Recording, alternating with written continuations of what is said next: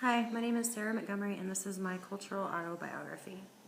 I grew up in Denton, Texas, college town, so it's pretty diverse. The population consists of many different races and cultures. These are my parents. My mother, Sue, and my father, Jim. He died in a car accident when I was 5, so I was basically raised by a single mother. She was a stay-at-home mom when he died, so she had to start fresh and go to school. And this is her graduating with her LVN, and then she later graduated from TWU with her BSN when I was 14. So we didn't have a lot of money, and we moved around a lot from like apartment to apartment until she graduated, and we were able to afford a house. But growing up in the different apartments, I made a lot of new friends, but they didn't last because we moved so much. But they were of all different cultures and backgrounds and stuff.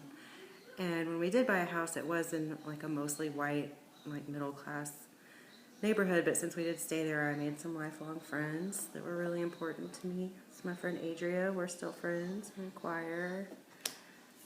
My friend Alexa, we're still friends. My friend Leah, my very best friend, we're still very good friends. And this was our backyard at that time, and around the time, right after my mom graduated from college, and that was one of my stepfathers.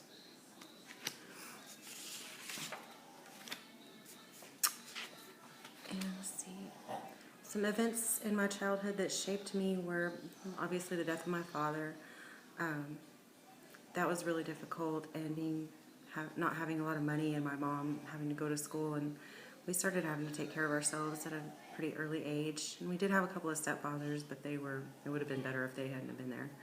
And that did affect my literacy growing up in school. It just affected my education, period, because when a child is under duress or stressed out or having problems at home, it's really hard to focus on academics and literacy, so it did make an impact. And I didn't really have heroes growing up that I can think of. Just my friends were really, really important to me. Once I got a good set of friends that I cared about, they were like my family.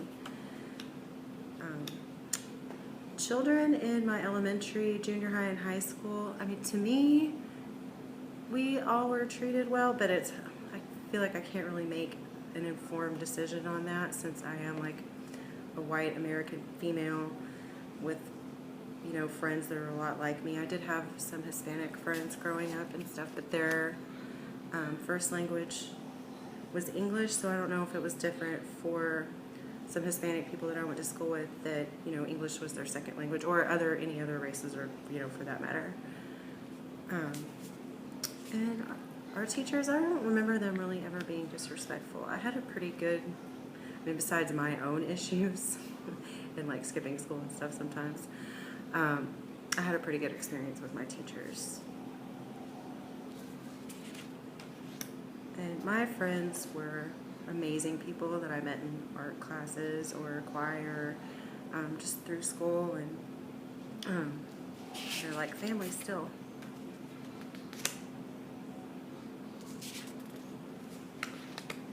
And I was never really the focus on prejudice or bias. I did get made fun of I have this thing called Duane syndrome, where my left eye does not move to the left. And so I did get made fun of for that. And it's really hard being singled out for something like that when you're a kid. And I will not let that happen in my future classroom. I like to think that I'm not at all prejudiced or biased towards anyone. The only thing I can think of is I do want to work in a Title I school and work with kids that maybe struggle with some of the issues that I did growing up. And it will be hard for me to not be biased towards parents that are clearly not taking very good care of their children, but I'll just have to assess the situation to see if like CPS or something needs to be involved, and just always be respectful of the parents, no matter what. But I think that all of those experiences will make me be a better teacher, because I'll know when to recognize if a child is struggling with something at home and do everything I can to help them. Thank you.